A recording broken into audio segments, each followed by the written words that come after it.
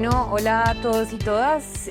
Bueno, el día de hoy estamos con Laura Bonilla. Laura es subdirectora de la Fundación Pares, es politóloga, es analista política, tiene un magíster en estudios políticos con diploma en altos estudios europeos en América Latina contemporánea. Es experta en análisis de conflicto armado, en temas de seguridad. Vamos a hablar de un informe que está recién salido del horno, que es sobre la presencia de los grupos armados en Bogotá. La idea es que hablemos sobre una perspectiva objetiva, crítica, de lo que ha sido en parte la política de paz total y pues también el qué hacer de cara a al próximo gobierno. Entonces, Laura, bienvenida y muchas gracias por aceptar la invitación. No, Heidi, muchas gracias a ti, de verdad, y pues muchas gracias a todas las personas que nos oyen, a la gente de producción, etcétera.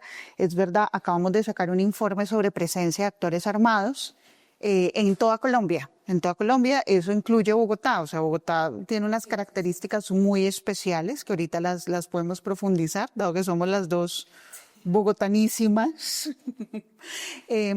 Pero el informe nace de una pregunta y es que la narrativa pública instaló en la ideario de la gente que hemos tenido un crecimiento sobredimensionado de grupos armados por culpa de la política de paz total. Entonces nosotros decimos, bueno, ¿cómo probamos esa atribución? Estadística, matemáticamente, con información de terreno, etcétera. ¿Qué hacemos para decir es verdad o no es verdad? De una manera más o menos desapasionada. Y encontramos que la mejor forma era hacer una comparación con un periodo, que fue el periodo del gobierno de Duque, donde no hubo ninguna negociación. Entonces nosotros decíamos, pues si la variable negociar o no es tan importante, tiene que arrojarnos resultados muy distintos. Claro. Y no, la respuesta fue no nos arrojó resultados muy distintos. Entonces empezamos a indagar, bueno, ¿por qué crecen los actores armados en Colombia al día de hoy y dónde estamos fallando nosotros como sociedad para haber hecho una desmovilización tan importante como hicimos con las FARC, para haber llegado a un punto tan importante como llegamos en el 2019 para el país? Es que nunca habíamos tenido un mejor año en términos de indicadores. O sea, el 2019 fue paradigmático, 2018, 2019, y pues gran parte de ese buen desempeño se debió a la desmovilización y al acuerdo final de paz con las FARC. Pero pues también se debió obviamente a toda una serie de políticas de seguridad y de copamiento territorial del Estado que más o menos con muchas dificultades venían funcionando. Y de ahí a hoy, ¿qué pasó? ¿Por qué estamos así? Entonces, pues en el informe arrojamos un par de hipótesis sobre eso. Bien, o sea, ¿tú crees que, o sea, bueno, por un lado, tuvimos ahí como ese pedacito de pandemia del 2020-2021, el proceso de paz que pues sin lugar a dudas pues representó digamos, como un proceso de transición de un actor armado, de una guerrilla, realmente de un actor insurgente en su momento, que pues ese fue como esa primera pelea entre Santos y entre los dos expresidentes cuando se le reconoce el estatus político para poder entrar a una negociación. Entonces, lo que tenemos hoy, y pues yo recuerdo mucho un dicho que dice, uno, entre más alejados está el conflicto, más radical se es, ¿no? Entonces todos hablan de que la paz total ha sido un fracaso, pero no en el sentido de, o sea, siempre hay como una lógica de la paz de o es guerra absoluta o negociación, ¿no? Entonces, pues, digamos, como el tema de la paz, lo que nosotros como organización política, como Unión Patriótica llamábamos pues la solución política y negociada al conflicto social armado, teniendo en cuenta que pues el conflicto tiene unos orígenes sociales, económicos, bueno, históricos, dependiendo del contexto de cada región. Creo que también esto ha variado un poco con relación a pues también el tema del narcotráfico. Pero en esa idea, o sea, pero siempre la premisa es poderle apostar a la paz como teniendo en cuenta pues que quienes viven azotados, pues incluyendo claramente Bogotá, y pues los conflictos que han estado históricamente controlados. Entonces, como en esa relación entre acción militar dirigida, negociación, en este caso o sea, ha sido una negociación no solamente con un grupo, sino con varios, ¿no? Hay varios frentes de negociación abiertos. Entonces, o sea, cómo ves, o sea, cómo tú le puedes decir a la gente, mire, de 2019, 2018 a 2022, evidentemente, y pues tú mostrabas una gráfica en tus redes como ese crecimiento que hubo durante esos 4 años, que es un crecimiento absurdo. O sea, es evidente, digamos, el crecimiento en términos de grupos armados y pues el crecimiento de actos, o sea, de militantes, ¿no? De De personas, municipios, sobre todo, de sí. municipios con presencia. Entonces, ¿cómo tú analizas, o sea, cómo le decimos adelante, mire, lo que ha pasado es esto, esto, esto y esto? Pues mira, es que ahí es donde empezamos a tratar como de hilar muy fino y a tratar de explicarle a la gente pues de una forma mucho más sencilla qué fue lo que pasó. Nosotros no hemos dimensionado el peso de la pandemia. O sea, no lo hemos dimensionado. Es una cosa impresionante que nos transformó las sociedades de muchas formas y nosotros creemos que volvimos ya a la normalidad y todo está igual como si no hubiera ocurrido, pero no. O sea, esos años, sobre todo de confinamiento, sí ocurrieron. Entonces, por ejemplo, ¿qué cosas cambiaron durante la pandemia que influyeron mucho en el crecimiento y en la expansión de grupos armados? Primero, obviamente, pues nadie sabía bien cómo hacer esto, pero cerramos las escuelas rurales que tenían, no lo sabíamos en ese momento, tenían mucha menos probabilidad de contagiarse de COVID que las escuelas urbanas o que las aglomeraciones urbanas. Pero haber cerrado las escuelas en campo quiere decir que esos niños que salieron de 10 años, 9 años de las escuelas, que no tenían una infraestructura suficiente para tomar trabajo en casa, ni nada por el estilo, ni bachillerato por radio. O sea, ahí también nosotros nos echamos muchos cuentos un poquito chimbos de que eso iba a funcionar, eso no funcionó. Y lo que pasó fue que esos niños nunca volvieron al sistema educativo, nunca. Eso es gravísimo porque muchos de esos niños lo que terminan es engrosando filas de actores armados ilegales. O vía empiezo a raspar coca o incluso en ese momento se transforma el reclutamiento de niños, niñas y adolescentes porque los grupos no te llevan a un campamento. Te ponen a hacer ciertos trabajos de información, de detalle, no sé qué, las cansas, quién hace qué, quién hace todo y luego vas escalando otras cosas. Pero además hicimos que toda esa generación se hiperconectara con redes sociales, con los que todas creyendo que estábamos haciendo, digamos, algo benéfico. Incluso hubo gente decir, no, la educación ya todo tiempo virtual, no vamos a volver a lo anterior, pero lo que creamos también fueron otro tipo de canales en redes sociales para el reclutamiento. Entonces, ahí es que los grupos empiezan a crear TikToks, a no sé qué, a moverse de otra manera, a ser mucho más atractiva de una forma la vida delincuencial. Y si tú te das cuenta, las narrativas de grupos también cambian y se hibridan y se vuelven como una sola amalgama. Entonces tienes un grupo de origen, entre comillas, de guerrilla, como Comandos de la Frontera, que uno mira los TikToks de Comandos de la Frontera y es absolutamente cultura narco. ¿Cuántos kilos? ¿Cómo cruzó el río? El arma, la estética del arma. Todo eso empezó, o sea, se hizo superlativo en pandemia. Y el país evidentemente estaba concentrado, pues, sobre todo en zonas urbanas, en proteger la vida de la gente que vivía en las ciudades. Entonces esto no nos importó demasiado, aquí están parte de las consecuencias. Lo otro que ocurre es que durante el gobierno de Iván Duque, digamos que nuestras Fuerzas Armadas tenían una tradición de doctrina contrainsurgente, o sea, tenemos un aparato así gigante. Escuela de las Américas. Sí, eso ya había cambiado un poco desde el 2016, etcétera. Digamos que cositas remanentes quedan por ahí, pero es un aparato militar así de grande y un aparato de protección así de chiquito. Entonces, eso también implica que, por ejemplo, yo te pregunto, ¿quién es el encargado de proteger a la gente en el día a día? Llegando, a mí me roban en la calle, ¿quién debe protegerme de que no me roben, de que no me apuñalen, de que no? En teoría la policía. Bueno, ¿qué no fortalecimos nosotros en 2 años de Iván Duque? La policía. La policía, eso solamente en términos de Fuerzas Armadas. ¿Qué otra cosa no fortalecimos? Ningún tipo de protección. Entonces, cuando estos grupos eran pequeñitos, por ejemplo, la columna de Agoberto Ramos era pequeñita, yo me acuerdo mucho de un bombardeo en Iquira, en una comunidad indígena. O sea, literalmente la gente no sabía a quién acudir, porque no era un problema del ejército, era un problema evidentemente de la gobernación y el gobernador con una mano adelante y la otra atrás, llamando a cooperación internacional, casi que rogando que alguien le pusiera atención porque la policía no era suficiente para el ejército, no era muy importante. ¿Qué departamento es? En el Huila. En el Huila. En Iquira. O sea, tiraron un cilindro bomba de cuando volvieron a tirar un cilindro bomba en un resguardo indígena. ¿Por qué? Porque la comunidad indígena se negaba a entregar niños para los cultivos de marihuana. Porque las propias comunidades cuando estaban resistiendo fueron completamente relegadas y completamente, o sea, las dejamos supremamente solas. Entonces, todos los asesinatos del 2021 fue un año horrible en términos de asesinatos indígenas. Entonces, nosotros o la sociedad, la gente, porque somos una sociedad del castigo, siempre se imagina que la seguridad es coja gente y métala a la cárcel. O sea, no es prevención, no es atención temprana, no es cambiar las formas en las cuales nos relacionamos unos con otros, no es hacer prevención temprana. Bueno, ya he dicho prevención muchas veces, que fue lo que no hicimos. Pero en este caso, entonces, grupos que eran muy pequeños terminaron siendo como un problema de nadie. Entonces, Iván Duque, por ejemplo, priorizó bombardeos, y bombardeos cuando no habían campamentos reales. ¿Por qué? Porque no sabemos hacer otra cosa sino bombardear.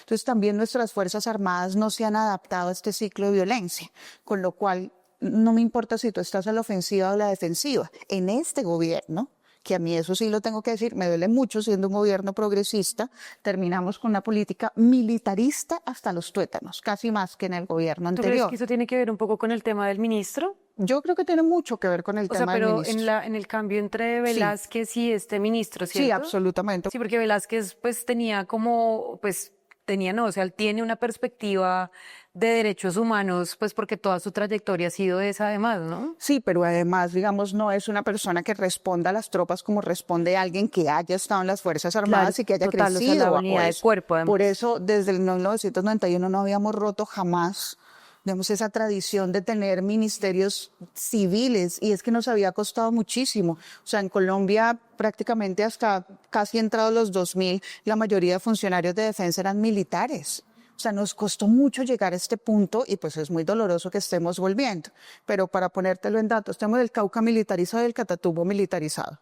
O sea, buenos resultados de la militarización, estos. ¿Sabes qué es lo único que en el Cauca le está realmente afectando a los grupos armados? La incautación. Pero ¿Y ahí qué tendría yo que hacer? Fortalecer incautación, fortalecer nuevamente policía, etcétera. Pero lo estamos convirtiendo nuevamente en un problema eminentemente militar. Entonces, lo que se dedican a hacer estos grupos en el día a día, que es lo que más jode a la gente. O sea, que la gente ya no solamente de empresas gigantes, sino la gente del día a día, la señora de la tienda, la todo, tenga que pagarle extorsión a un armado porque si no te matan a ti o a tu familia, tu amenaza. Ese es el problema del día a día, ese es el problema en Bogotá, ese también es el problema en el Plateado, y de esa forma estos grupos hacen control territorial. Entonces, pero como queremos seguirlos leyendo desde nuestros paradigmas, ahí sí la izquierda y la derecha hemos fallado en muchas cosas, porque yo te leo desde el paradigma de la contrainsurgencia, o te leo desde el paradigma de que seguro tienes un propósito noble por allá en el fondo de tu corazón, y en base a ese propósito noble voy a poder sentarme a negociar contigo de cualquier manera. Entonces eso fue lo que pasó. ¿Qué pasa? Llega la paz total e interpreta a todos los grupos como si fueran lo mismo. Eso fue un error garrafal. Sí. Y segundo, que realmente las mesas de paz no tuvieron capacidad. Entonces, un proceso de paz necesita, o sea, tú calculas con las FARC que eran 150 funcionarios todo el tiempo en La Habana, negociando. Pues yo cogí esos 150 funcionarios, los bajé de rango, le quité la capacidad real, digamos, de interlocución a la oficina asesora de paz, ningún ministro te contestaba el teléfono, y luego de que hago todo eso, divido y fragmento y los mando a negociar con 10 grupos armados, que a los 2 días se dieron cuenta de que estaban sentados con gente que no tenía capacidad de decisión sobre el Estado. Entonces, ¿eso qué hace? O sea, si yo me muestro débil en una mesa de negociación, hasta jugando Risk, pues evidentemente lo voy a hacer muy mal. Entonces tenemos unos resultados muy chiquiticos, una destrucción de armamento de Comuneros del Sur en Nariño, un ELN que termina pues mucho más militarizado también, muy con serios problemas internos también, unas masacres en el Catatumbo. Entonces lo que terminé fue provocando casi que los grupos se sintieran, eso sí es verdad, mucho más empoderados de lo que estaban, y que ninguno de los grupos realmente cree en una oferta de paz. Yo diría, tal vez lo que queda un poco en pie por el pragmatismo que ha mostrado esa mesa de negociación es la mesa con el Eje C, que es el grupo más grande. Pero pues vamos a ver qué pasa. ¿Es más grande que el ELN? Claro, mucho más grande. O sea, y el gaitanista, ¿sí? Sí. Ah, bueno, pero digamos, el ejército gaitanista, entiendo, o sea, es como el que sale en parte como de los reductos de los grupos paramilitares que se desmovilizaron después del 2005, ¿cierto? Sí, absolutamente. O sea, quedan unos reductos, esos reductos entran en una guerra, esa guerra la gana alguien, ese alguien crece en la guerra. Lo mismo que está pasando hoy con las disidencias. A nosotros siempre nos pasa lo mismo, quedan unos reductos y luego crecen. Y también porque no atendemos, o sea, si tú calcula, vamos a pensar como empresarias criminales, pues esto solo por propósitos pedagógicos. ¿Qué necesito yo para montar una empresa criminal, un emprendimiento armado, un grupo armado en Colombia? Necesito gente, plata y armas. Entonces, esas tres cosas requieren unas altísimas dosis de corrupción en el Estado. Reclutar gente, conseguir armas y conseguir plata. Ahí tienes las economías ilícitas, tienes la corrupción en el manejo de armamento, que es muchísima en Colombia. Que fue en parte lo del Ahí DNI, salió lo de ¿no? Calarcá. O sea, que es lo que... O sea, porque es ilógico como decir, no, yo voy a una tienda y compro armamento si no hay una, digamos, no hay corrupción internamente en Pero el es que Estado para muérete, eso. claro, muérete de la risa. O sea, una gran parte de las armas con las que tenemos armado al país y que supuestamente combatimos vienen de Es el Indumil. ejército, sí. Indumil no tiene en este momento, o sea, una cosa tan sencilla como mejorar la tecnología, digamos, de Indumil en Colombia, fortalecer a la policía para poder rastrear cada arma. O sea, están los laboratorios de la DIPOL y son 4 personas haciendo un trabajo impresionante, pero con esta capacidad. Entonces, ese tipo de cosas que sí deberíamos estar invirtiendo no lo hacemos y seguimos haciendo lo mismo que sabemos que no funciona. Ni para la paz ni para la guerra, me refiero. Entonces, en la paz no estamos haciendo ni lo suficiente, ni entendiendo bien el contexto, y en la guerra tampoco. Entonces, esa combinación que nos llevó como al mejor escenario, digamos, de usar la fuerza legítima del Estado y sobre todo crear aparatos de protección para la gente, planes integrales de consolidación, etcétera. Digamos, uno puede estar más o menos de acuerdo con esa aproximación, pero nos había llevado un resultado relativamente bueno. O sea, tenemos muy pocos armas. El mapa del 2019, ustedes lo van a ver en la página, es impresionante. Y eso lo suspendimos en 2 carriles. Entonces yo creo que este es el momento de volver a plantearnos paradigmas. Desde los sectores, mejor dicho, en el campo democrático tenemos que volver a plantearnos paradigmas. Y por ejemplo, o sea, en este momento, bueno, están las disidencias, la nueva Marquetalia. Sí. O sea, las disidencias hoy son las que se autodenominan FARC aún. Sí, están unas que se llaman Ejército Mayor Central, ese Sí. nombre se los pusimos, se autodenominan FARC, en los medios Sí, le porque dicen las de mordisco. De ahí vienen otras que se llaman Estado Mayor de los Bloques y Frentes, que es una decisión, o sea, que eran el antiguos frentes del Catatumbo, que se pelearon ahora con el ELN, etcétera, les llamamos las de Calarcá. O sea, eso es más complejo, pero para simplificar un poquito. La segunda Marquetalia, que está bastante que es disminuida, donde los de Iván Márquez. que también es una disidencia, y de esa digamos, se separó un grupo que se llama como Guerrillas Unidas del Pacífico. Entonces, también es una serie de grupos que no se han terminado de consolidar. O sea, se diluyen, se agrupan, se diluyen, se agrupan. Es muy líquido todo, por decir algo medio filosófico, es súper líquido. Tienes ese sector, digamos, de disidencias, de gente que llegó. Del otro lado tienes el Ejército Gaitanista de Colombia, que es el grupo que terminó ganando todas las guerras después de la desmovilización de las AUC, pero no era tan fuerte antes del 2022. O sea, el crecimiento de este grupo entre el 18 y el 22 fue impresionante. Yo creo que gran parte por el efecto pandemia, por los cambios en el mercado de drogas, por la subida de los precios del oro, por la cantidad de dinero que empezó a circular en Colombia y pues por todo lo que ya hemos dicho que implicó la pandemia. Entonces, ese es el otro. Y luego tienes del otro lado al ELN y algunos grupos que permanecieron autónomos con control territorial, como las Autodefensas Conquistadoras de la Sierra Nevada, que en algún momento lo conocimos como los Pachenca. Eso es un poquito, a grandes rasgos, el mapa que tenemos hoy, un montón de gente armada. ¿Y el Clan del Golfo? Es el Ejército mismo Gaitanista de Colombia, sí, que no les gusta ser llamados sí, Clan no del les Golfo. gusta sí, porque les habían quitado como haberle puesto el Clan del Golfo para quitarles la figura de Gaitán, ¿no? Sí. ¿Y qué tiene que haber, por ejemplo, en todo este control territorial, el crimen transnacional? O sea, por ejemplo, este tema del cartel de los soles, que pues es como, siento yo, tú obviamente sabes más del tema, que es como la estrategia que tiene Estados Unidos como raro para, pues, digamos, hablar de control o intervención militar, Pero bueno, el Tren de Aragua, que además el tema del Tren de Aragua uno verifica, y por lo menos aquí en Bogotá capturaron tantos hombres del Tren de Aragua, capturamos a Pepito, que era el que manejaba el Tren de Aragua, y el Tren de Aragua, pero el Tren de Aragua sigue teniendo control. Por ejemplo, el cartel de Sinaloa, que también se ha hablado en otras oportunidades sobre su presencia en varias zonas, por lo menos en el caso de Bogotá se hablaba con el tema de la presencia del cartel de Sinaloa y estos delitos de alto impacto que se han venido haciendo desde la administración de Claudia mucho más visibles que en anteriores gobiernos, ¿no? Claro, eso tiene que ver con varias cosas, pero entonces ahí, pues que nosotros tenemos una combinación, una cosa rara aquí en Colombia, que es bastante atípica, pero se está expandiendo a otros lados, porque, digamos, vamos a ponerlo así, es un modelo de negocio altamente funcional.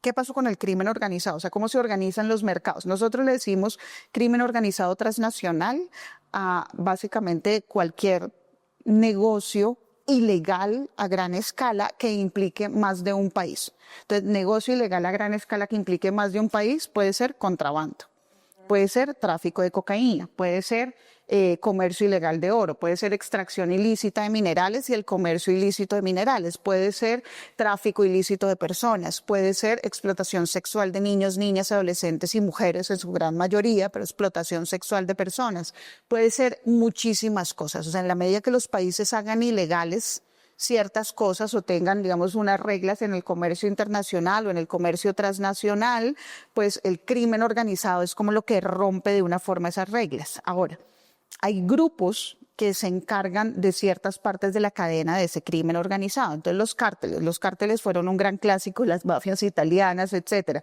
Hoy en día cárteles como tal tenemos dos: Jalisco Nueva Generación en México y Sinaloa. Esos son dos grandes cárteles, que no quiere decir que abarquen todo el mercado. Eso es un gran error que cometemos en general las personas cuando queremos entender el crimen organizado, que es que nosotros decimos el grupo es el mercado.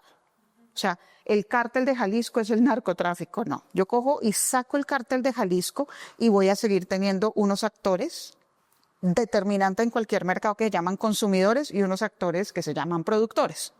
Produzco cocaína, vendo cocaína, alguien consume cocaína, fentanilo, oro, y el oro es súper fácil de sacar, mira, lo saco en unos aretes, en una cosita, en cualquier cosa.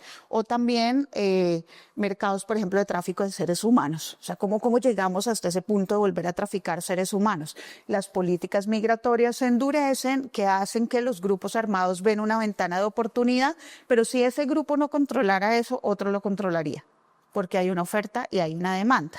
Entonces, en el crimen organizado están los mercados ilegales y están los grupos armados ilegales, Claro, o sea, los que es lo que grupos pasa en Bogotá, organizados. ¿no? Eso es lo que pasa Sí, un poco en o sea, Bogotá. es decir, por más capturas que haga el alcalde, porque bueno, siempre sacan, Exactamente. tenemos tantos, pero igual el mercado se mantiene, entonces la mercado lo vas a extorsión mantener.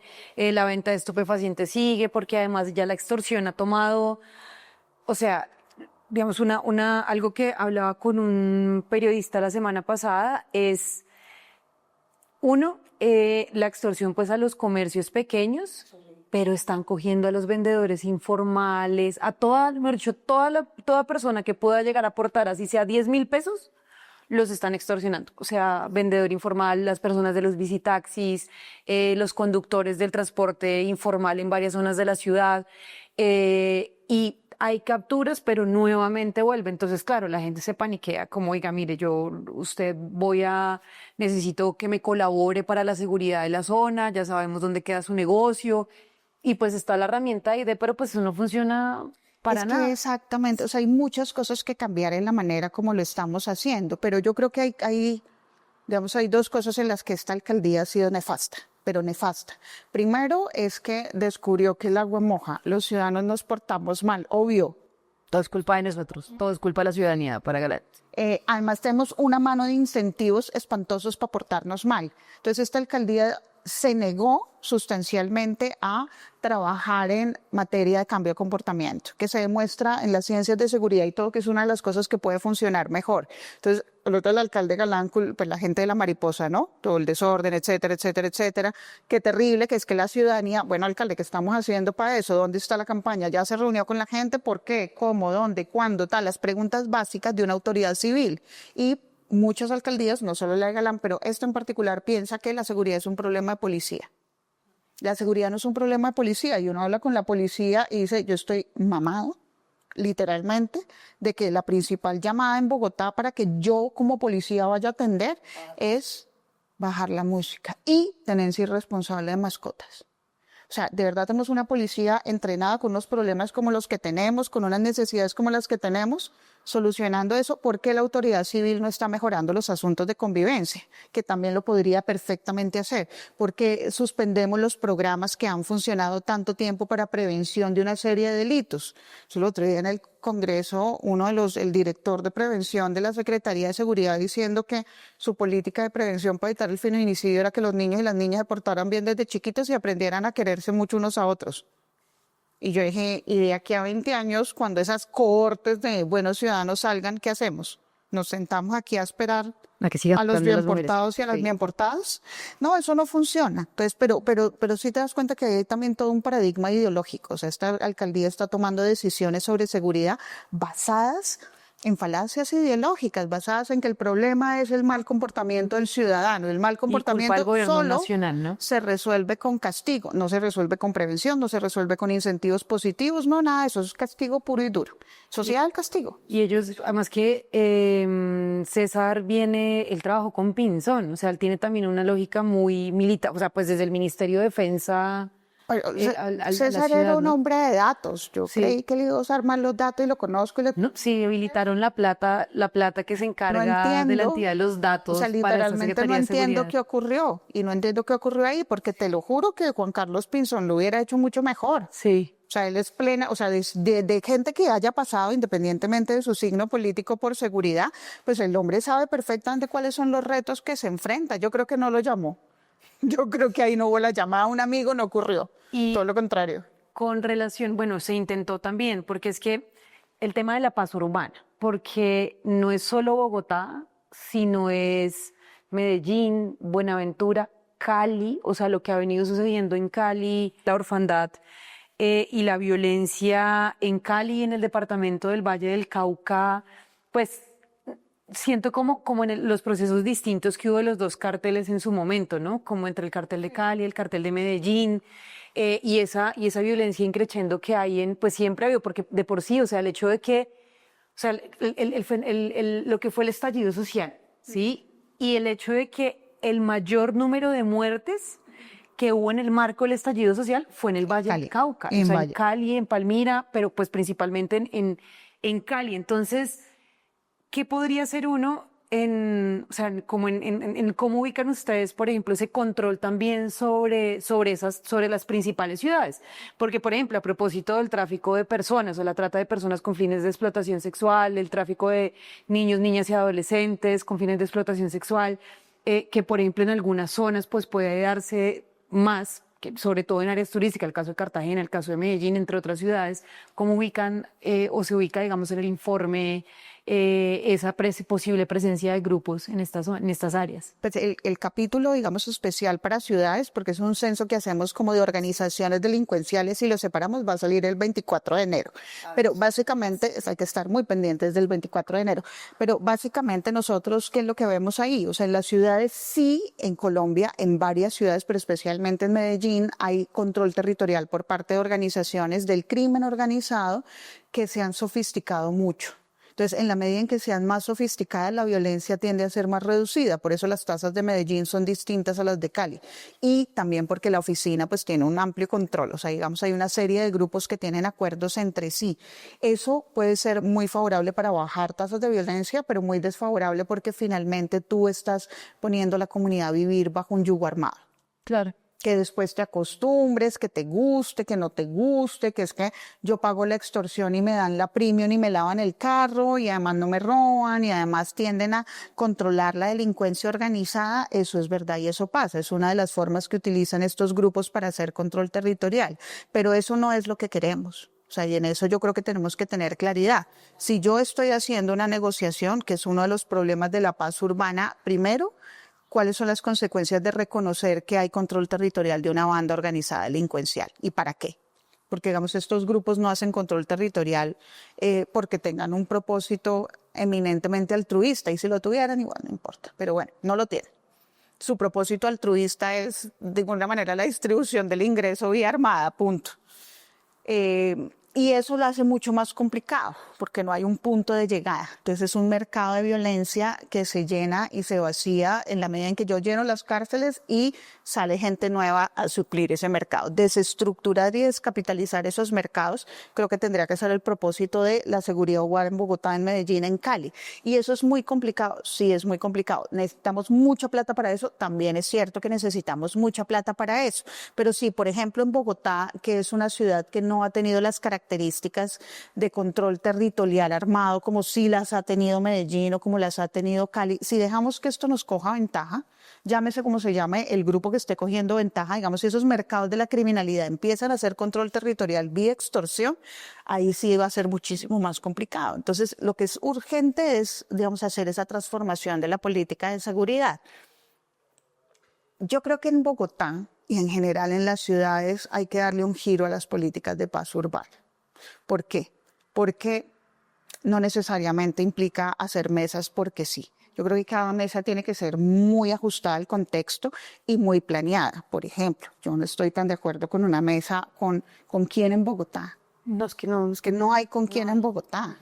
Que sí estoy de acuerdo, unas mesas de paz urbana en Bogotá con comunidades, con organizaciones sociales, con la gente, con los barrios, con los comerciantes que Bosa, están por viviendo ejemplo, extorsión, lo del con PIT, todo sí. Bosa, porque lo que sí tenemos que hacer y tiene mucho que ver con seguridad son acuerdos de convivencia. Y acuerdos de convivencia que vayan desde cómo resuelvo el problema del perrito que me sacan sin bozal y no me le recogen en la calle hasta otro, y eso sí necesita un trabajo muy grande. Ahí deberíamos estar apuntando todos los procesos de construcción de paz en Bogotá, porque también es que la construcción de paz es una cosa que se hace con civiles y con comunidades. Las negociaciones con armados son otra cosa. Sí o no llegaremos allá, no sabemos.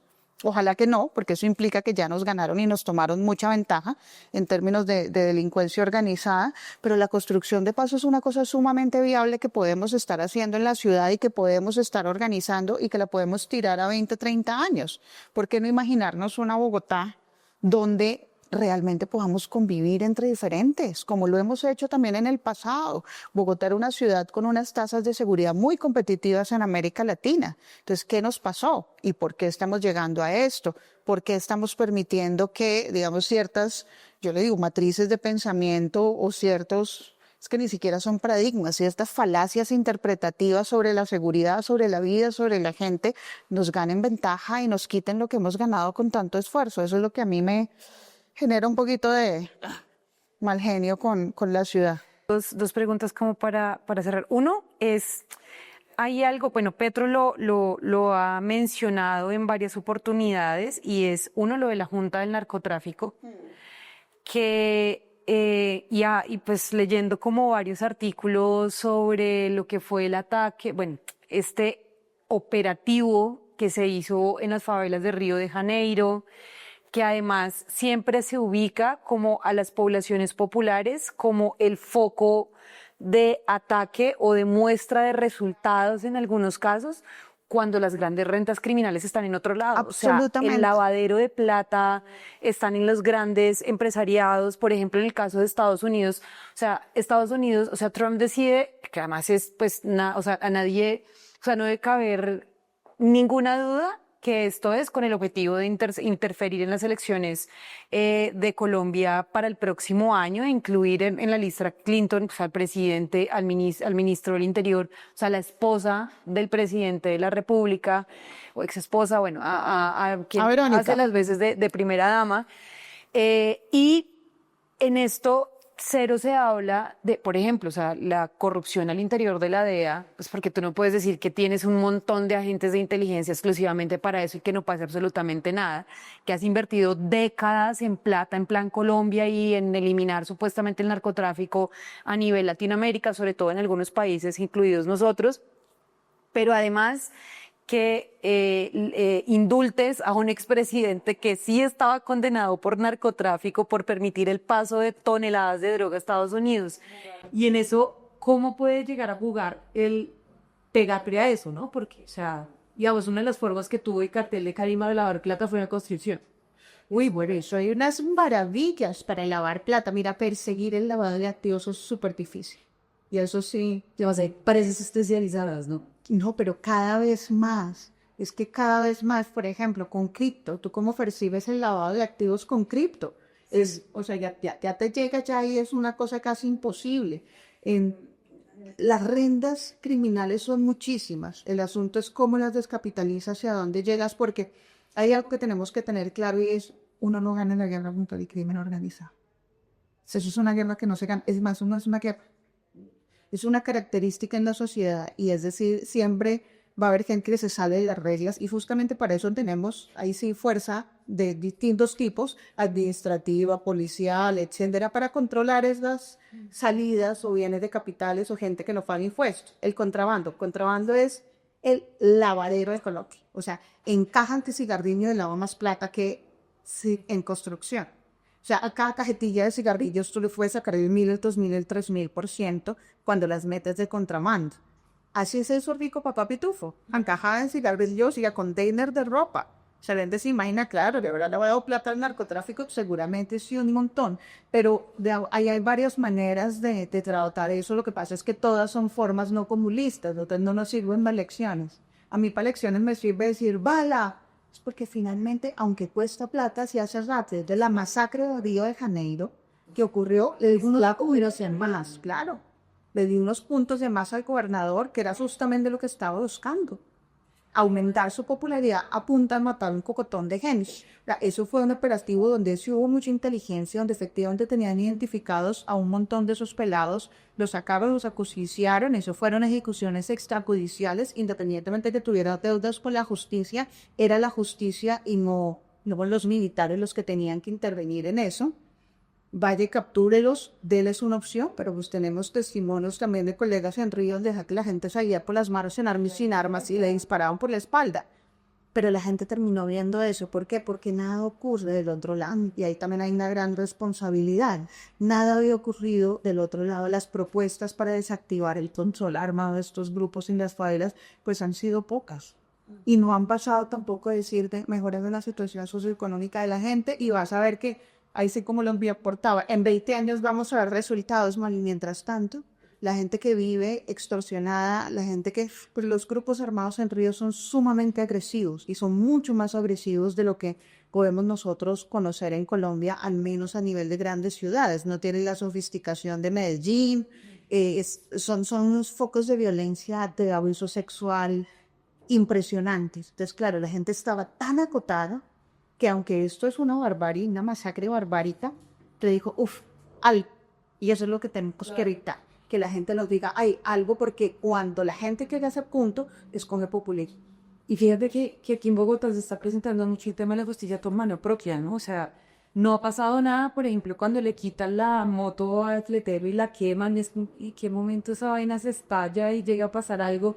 Pero que además también está muy atado como lo que desde niño se ven fatales, por ejemplo, ¿no? Entonces, ¿cuál fue la forma de salvar al mundo? No, pues llegó el Capitán América y los mató a todos, o sea, Batman, entonces llegó el Caballero de la Noche, llegó a asesinar a los malos, entonces, ¿qué pasa con los malos? Hay que matarlos. Que la ridiculización y como la mala... O sea, la ridiculización, pero sobre todo la mala interpretación que hubo, por ejemplo, con el programa de Jóvenes en Paz, ¿sí?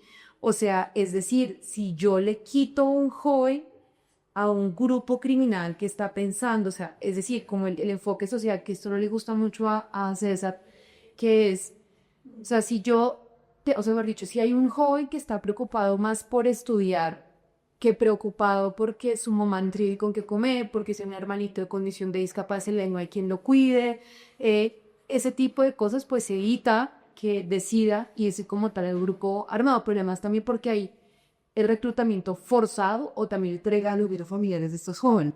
Sí, eso es terrible. O sea, que nosotros estamos haciendo con esta generación es impresionante. O sea, impresionante en términos de no estamos haciendo nada y estamos permitiendo que toda esta cantidad de chicos y de chicas se vayan a la delincuencia organizada, los grupos armados, sean víctimas de explotación en cualquier sentido, porque no hacemos nada, ni positivo ni negativo, me refiero en incentivos. O sea, y ya cuando los chicos llegan a ese punto, pues les fallamos 2 veces porque les fallamos, o sea, es decir, solo tenemos una oferta violenta, una oferta de castigo con ellos.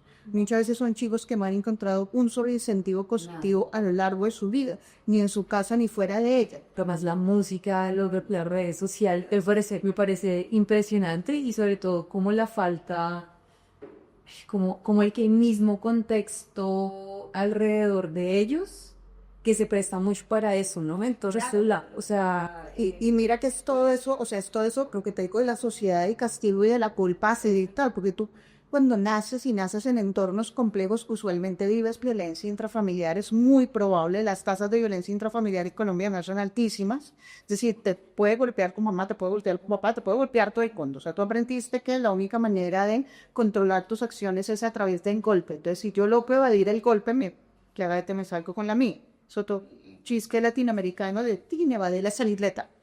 Damos un golpe con una chancleta. Ni lo tenemos tan normalizado. Después llegas a la escuela y encuentras la misma oferta. O sea, la oferta es castigo, castigo, castigo. Después, si eres mujer, llegas a la adolescencia y entonces empiezas con los mensajes contradictorios, ¿no?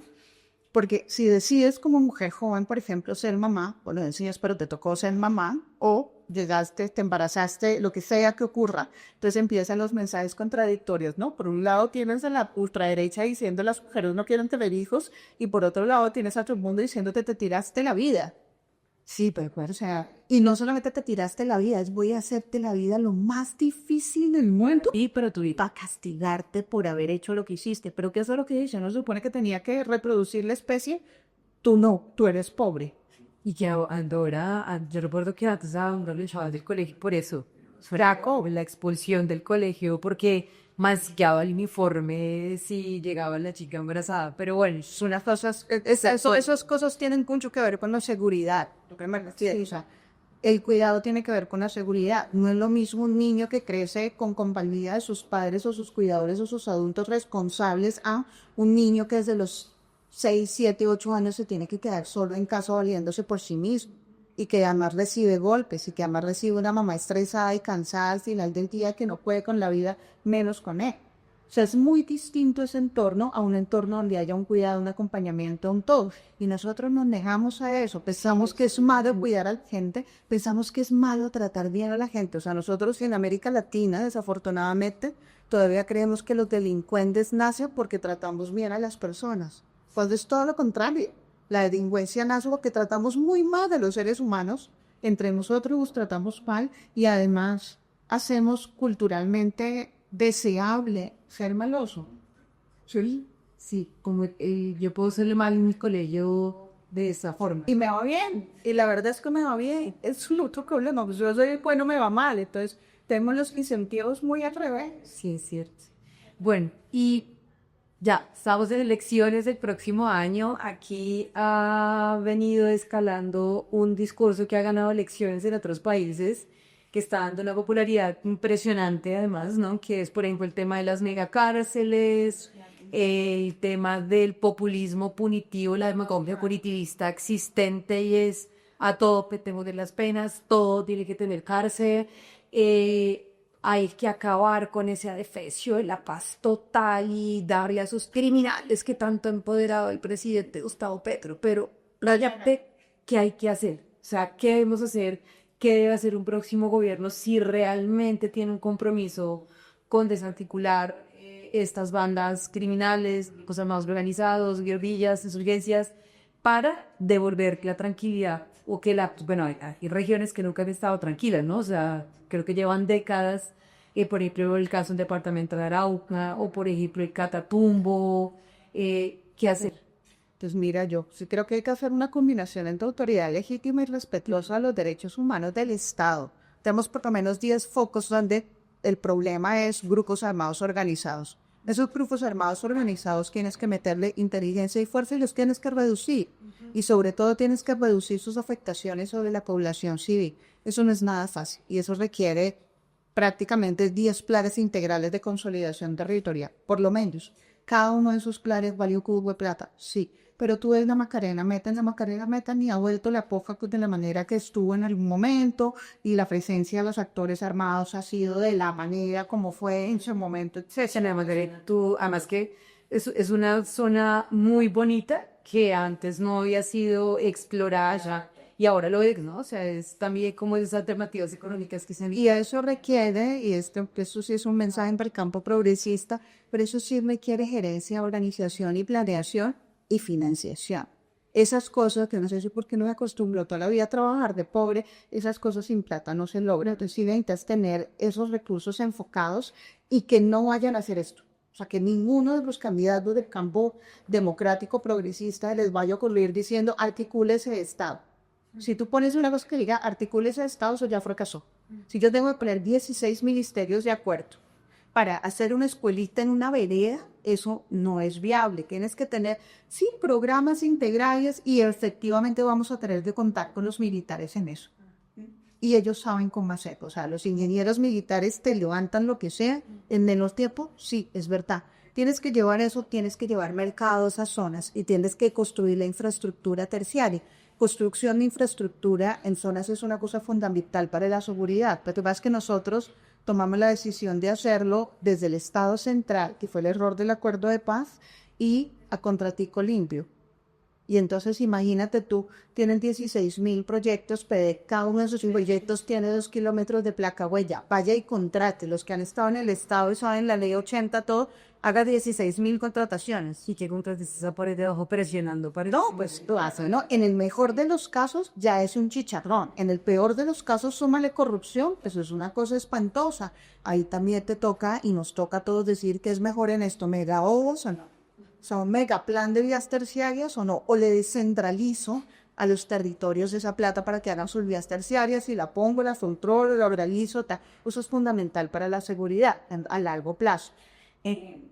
Honestamente, si a mí me preguntan sobre los cultivos ilícitos, y ahí yo sé que esto es súper polémico, pero yo diría, quita el código penal de coca a pasta.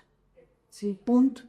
Es que Libéreme esos repusos y póngamelos en interdicción y en incautación. o sea, comparte eso se intentó con el punto de sustitución de cultivos de uso ilícito, sí, como los dos eslabones más débiles como en términos de consumido. Eso es súper difícil porque no hay ninguna economía agrícola que pueda sustituir la coca. O sea, lo único que tú puedes hacer en eso es matar el mercado. Sí, o sea, o matas el mercado por saturación y pides que compren, no sé qué, pero esa es una estrategia no de combate con... O sea, muy romántica la idea de la sustitución. La idea de la sustitución es que no es económicamente viable.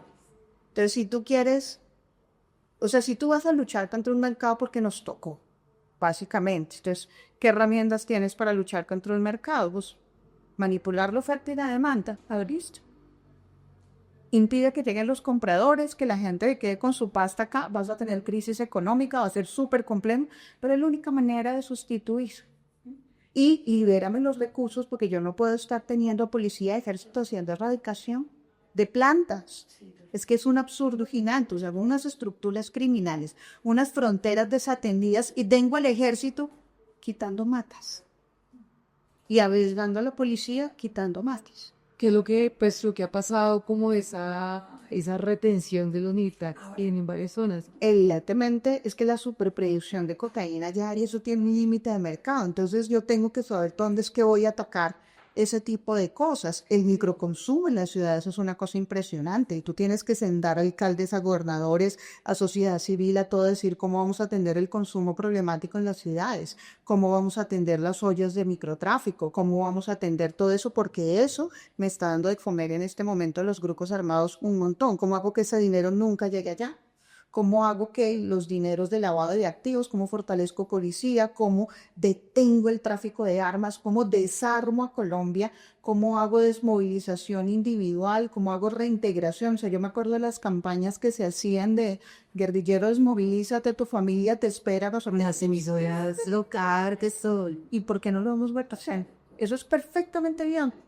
A la gente que está en el monte no le gusta estar en el monte, eso es malo, eso es feo, de ahí le busca estar en esa situación.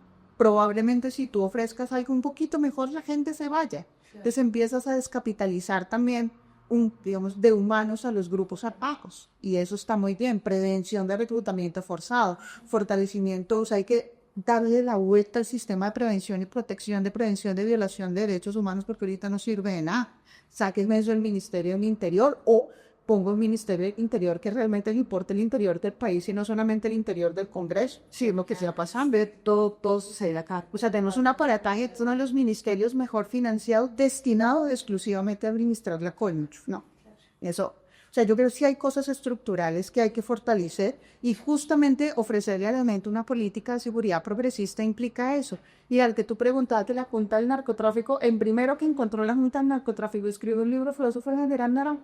Ajá, que es el primero que está diciendo la política de mano dura, así como están planteando, no funciona. Y entonces, ¿qué necesita? Por ejemplo, la policía, yo sí diría, la de IPOL es un gran activo que tenemos. La cooperación policial en América Latina es una gran necesidad. Acaban de abrir un centro de cooperación policial. Ya está, Ecuador, Brasil, Panamá, Brasil, sí. Eso es fundamental. La diplomacia en esa materia es fundamental. Y la protección de fronteras también es Mantener las mesas de negociaciones. Yo en mesas que no mantendré justamente y yo con el MC pues igual no está activa. Lo que más es que yo sí lo que sí haría en este caso, una paz total, es una pausa activa. O sea, honestamente, pare, revise honestamente qué es lo que está pasando, revise con quién está y revise usted, señor Estado, prepare la negociación, exactamente qué puede dar y cómo lo puede dar. Y si lo puede dar, y cuáles son sus límites y cuáles son sus anclajes. Y Colombia tiene mucha experiencia en teoría de la negociación como para preparar bien una mesa de negociación. Y de todas maneras, ya ese caramelo de decir, bueno, yo sí puedo negociar, pero también soy un Estado que puedo mostrar fuerza. Ese balance hay que dar y hay que hacer, porque no va a ser tan sencillo. Y hay que revisar mesa por mesa, a ver qué se puede rescatar y qué no se puede rescatar.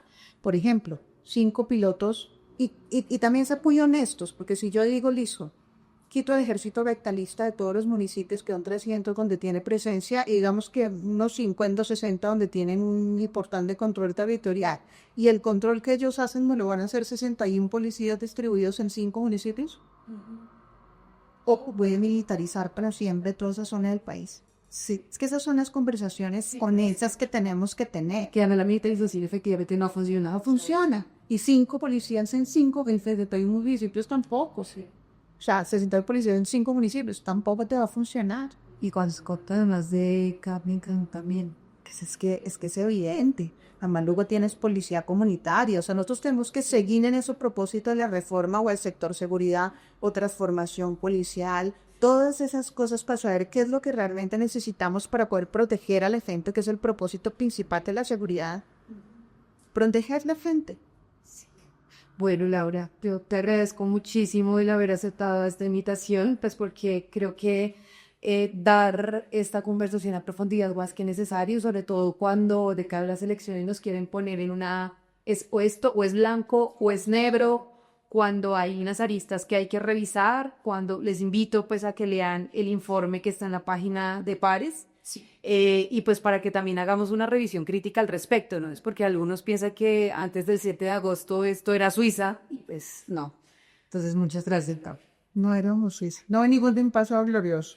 Exacto, el 2019 es un año que me iba. Pero bueno, listo. Bueno, muchas gracias. Gracias a todos.